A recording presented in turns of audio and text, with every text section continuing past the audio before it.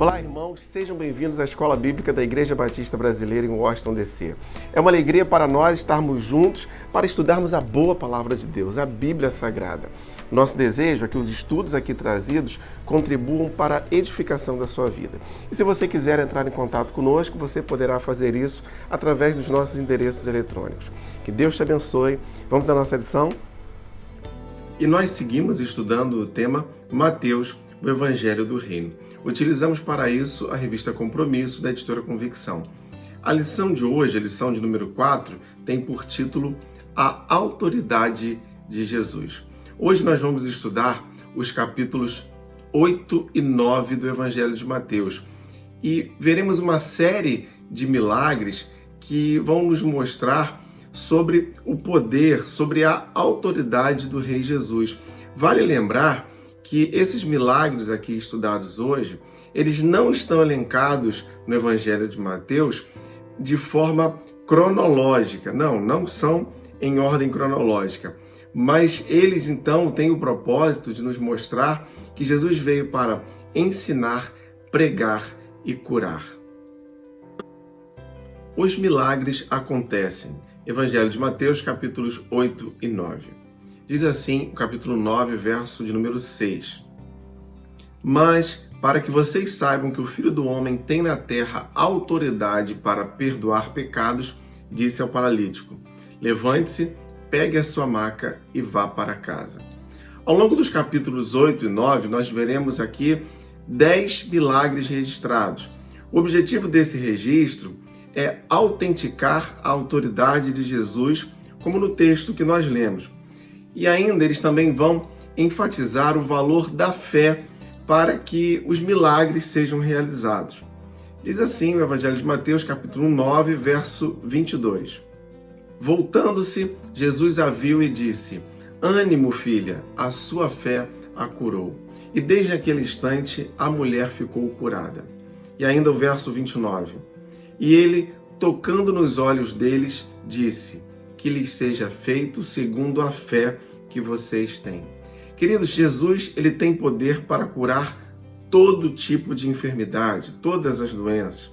E nos textos que veremos hoje, nós veremos Jesus curando lepra, cegueira, surdez, paralisia, hemorragia e também a doença espiritual, como no caso dos endemoniados. Isso se encontra em Mateus capítulo 8, versos 28 a 34. E no meio dessa narrativa que demonstra o poder de Cristo, nós também veremos a demonstração do seu poder sobre a natureza, quando ele acalma a tempestade. Isso está registrado no Evangelho de Mateus, capítulo 8, versos de 23 a 27. Vamos fazer essa leitura. Entrando ele no barco, seus discípulos o seguiram.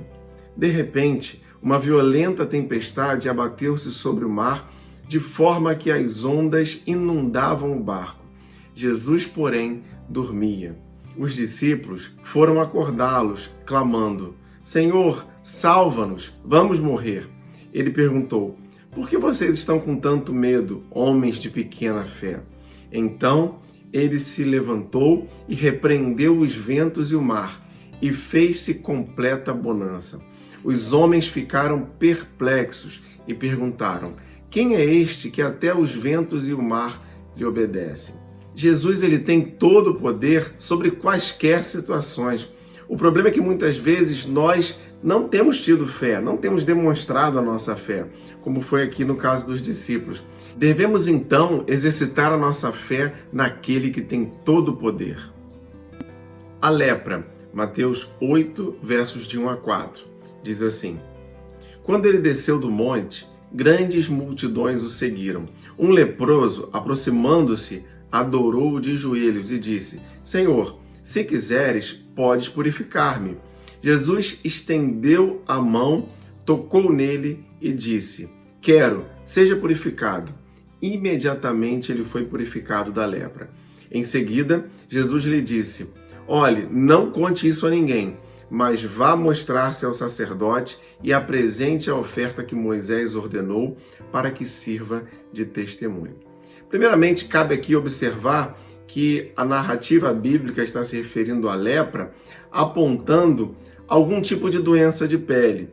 Naquele tempo, a medicina era muito limitada. Mesmo doenças de pele que tivessem um menor impacto e também um menor contágio, elas poderiam estar sendo tratadas como doenças mais sérias, como provavelmente acontece aqui nesse texto, sendo todas elas chamadas de lepra. De fato, o doente, ele era colocado então à margem, ele era separado da sociedade, retirado do convívio social, sendo limitado a alguns locais específicos, a fim de não contagiar outras pessoas. No texto que nós lemos aqui, o leproso, ele deveria evitar todo o contato com pessoas sãs. E ele, por sua vez, se aproxima de Jesus dizendo: Senhor, se quiseres, podes purificar-me. E é interessante que Jesus responde: quero, seja purificado. Aquele homem, então, ele se aproxima de Jesus com confiança, humildade, reverência e fé. Nós devemos apresentar ao Senhor Jesus as nossas necessidades com confiança, crendo que Ele nos ouve, com humildade, submissos à vontade do Pai, com reverência, levando as coisas do Senhor a sério e também com fé, ou seja, crendo que Ele pode fazer mesmo aquilo que é impossível aos nossos olhos. A carta aos Hebreus, capítulo 11, verso 6, diz: sem fé é impossível agradar a Deus, pois quem dele se aproxima precisa crer que ele existe e que recompensa aqueles que o buscam. E ao receber, então, a sua cura, aquele homem foi encaminhado ao sacerdote, a fim de apresentar a sua oferta. O sacerdote, ele seria a pessoa que atestaria aquela cura perante a comunidade. Isso nos fala do testemunho para com os de fora. E a oferta, ela aponta para o reconhecimento de que tudo que recebemos vem do Senhor. Jesus cura à distância e presencial. Evangelho de Mateus, capítulo 8, versos de 5 a 17. Diz assim os versos de 5 a 8. Entrando Jesus em Cafarnaum, dirigiu-se a ele um centurião pedindo-lhe ajuda e disse: Senhor, meu servo está em casa, paralítico em terrível sofrimento. Jesus lhe disse: eu irei curá-lo. Respondeu o centurião: Senhor, não mereço receber-te debaixo do meu teto, mas dize apenas uma palavra e o meu servo será curado. O centurião era um militar acostumado a reconhecer a autoridade e também a obedecer. Assim foi no caso da cura do seu servo. Mesmo ele sendo um gentio, ou seja, alguém que não fazia parte do povo de Israel, aquele homem reconheceu a autoridade de Jesus e se submeteu às suas ordens. E mesmo não estando perto do enfermo, Jesus ordena a sua cura. Queridos, nós devemos nos submeter plenamente à autoridade de Jesus, sabendo que não há limites para a operação do seu poder, lembrando que ele veio para todos. E na sequência, então, do capítulo 8, os versos de 14 a 16 vão relatar a cura da sogra de Pedro. Diz assim o texto: entrando Jesus na casa de Pedro, viu a sogra deste de cama, com febre. Tomando-a pela mão, a febre a deixou, e ela se levantou e começou a servi-lo. Ao anoitecer, foram trazidos a ele muitos endemoniados, e ele expulsou os espíritos com uma palavra e curou todos os doentes. Nesta situação aqui que nós estamos vendo, Jesus toca na mulher e a cura. Na situação anterior, nós vimos que ele curou à distância. Antes era um homem, agora uma mulher sendo curada. Isso nos fala que não há distinções, não há limites, não há preconceitos para o atuar de Jesus, pois ele tem todo o poder. Outras curas relacionadas nos capítulos 8 e 9 do Evangelho de Mateus. Capítulo 8, verso 28 ao verso 34, ele vai tratar sobre a cura de 2 endemoniados, que quando estão diante de Jesus, se assustam, porque o inimigo, então, ele reconhece a autoridade de Jesus. Diz assim o capítulo 8, verso 29. Então eles gritaram: que queres conosco, Filho de Deus? Vieste aqui para nos atormentar antes do tempo devido? E é interessante nós vermos aqui que os demônios são expulsos daqueles homens e seguem para uma manada de porcos, de modo que essa manada se joga de um precipício. E aqueles que cuidavam dos porcos, diante daquele prejuízo, correm para a cidade anunciando o ocorrido. E todos, então, vão pedir que Jesus saísse dali. O verso 34. Toda a cidade saiu ao encontro de Jesus e, quando o viram, suplicaram-lhe que saísse do território deles. É interessante perceber como aquelas pessoas estavam muito mais preocupadas com a questão financeira, com o prejuízo causado pela perda ou pela morte daqueles porcos, do que com a cura daqueles homens. Assim também é até os nossos dias. Muitos estão preocupados apenas com finanças, com coisas supérfluas, e estão deixando de lado a ação de Jesus em suas vidas. E o capítulo 9, nos versos de 1 a 8, ele nos fala da cura de um paralítico em Cafarnaum. O verso 2 diz assim: alguns homens trouxeram-lhe um paralítico deitado numa cama. Vendo a fé que eles tinham, Jesus disse ao paralítico: tenha bom ânimo, filho, os seus pecados estão perdoados. O fato aqui é que todos estavam esperando a cura daquele homem. E Jesus então perdoa os seus pecados, o que causa uma certa frustração aos espectadores ali. Mas diz assim o verso 4. Conhecendo Jesus seus pensamentos, disse-lhes: por que vocês pensam maldosamente em seus corações? Aqui nós vemos um texto que nos mostra a onisciência de Jesus, que conhecia os pensamentos daquelas pessoas. E o texto segue, verso 5 e verso 6. Que é mais fácil dizer: os seus pecados estão perdoados, ou levante-se e ande. Mas, para que vocês saibam que o Filho do Homem tem na terra autoridade para perdoar pecados, disse ao paralítico: levante-se, pegue a sua maca e vá para casa. Queridos, cada caso é um caso. Para cada um dos milagres que nós temos visto, Jesus ele tem uma maneira própria de agir. E ainda hoje é assim. A forma como Jesus age na vida de uma determinada pessoa pode não ser a mesma forma como ele vai agir na vida de outra. O que é maravilhoso, pois o Senhor Jesus ele nos atende em cada uma das nossas necessidades de modo personalizado.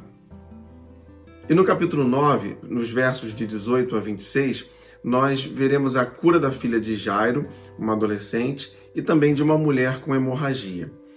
Na casa daquela jovem, Jesus ele vai dizer ao seu pai, Jairo, que era o chefe da sinagoga, que a menina não estava morta, mas dormia.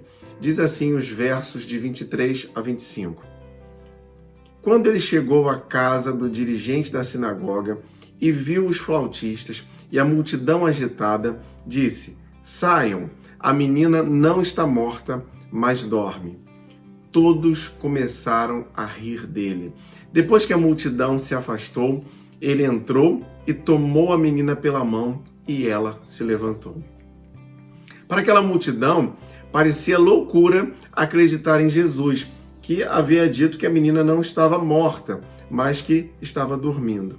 Imagine então qual não foi a surpresa para aquelas pessoas ao ver a menina viva. Queridos, nós precisamos aprender a viver na dimensão da fé. Muitas vezes estaremos diante de situações improváveis e até mesmo impossíveis, mas não há impossíveis para o poder do Senhor. Enquanto Jesus se dirigia à casa de Jairo, ocorreu uma outra cura no caminho. Diz assim os versos 20 a 22. Nisso, uma mulher que há 12 anos vinha sofrendo de hemorragia chegou por trás dele e tocou na borda do seu manto, pois dizia a si mesma: se eu tão somente tocar em seu manto, ficarei curada. Voltando-se, Jesus a viu e disse: ânimo, filha, a sua fé a curou. E desde aquele instante a mulher ficou curada. Aquela mulher há 12 anos não podia tocar em ninguém por causa da sua impureza. Mas essa barreira, ela é rompida quando Jesus a cura, uma vez que ela toca na borda do seu manto. Só Jesus e a mulher sabiam da sua cura. E ele a cura sem uma grande exposição. Preste atenção numa coisa, meu querido. Jesus cuida de cada uma das nossas necessidades sem nos expor. E ainda nos versos de 27 a 31, Jesus cura 2 cegos. Jesus, ele os pergunta se acreditavam que poderiam ser curados. E com a resposta positiva, Jesus toca nos olhos de ambos e eles então veem. A fé de ambos é a principal razão da cura. A fé deve ser a base do operar do Senhor em nossas vidas. Aplicações para a vida. Recapitulando o que nós estudamos hoje, nós devemos nos submeter plenamente à autoridade de Jesus, sabendo que não há limites para a operação do seu poder. Devemos deixar de lado tudo que é supérfluo e priorizar a ação de Jesus em nossas vidas, pois ele nos atende em cada uma de nossas necessidades, de modo personalizado, sem nos expor. E ainda, a fé deve ser a base para o operar do Senhor em nossas vidas. Eu quero finalizar lendo o Evangelho de Mateus, capítulo 9, versos de 36 a 38. Ao ver as multidões, teve compaixão delas, porque estavam aflitas e desamparadas, como ovelhas sem pastor. Então disse aos seus discípulos: a seara é grande, mas os trabalhadores são poucos. Peçam, pois, ao Senhor da seara que envie trabalhadores para a sua seara. Meu irmão, eu e você somos os trabalhadores. Então, que nós possamos ser anunciadores das boas novas de Jesus com nossas vidas. Vamos orar, vamos falar com Deus, feche seus olhos. Querido Deus, muito obrigado pela tua palavra. Sabemos que não há limites para a atuação do teu poder. Então, que possamos todos os dias viver submissos à tua vontade. Assim eu oro, em nome de Jesus. Amém.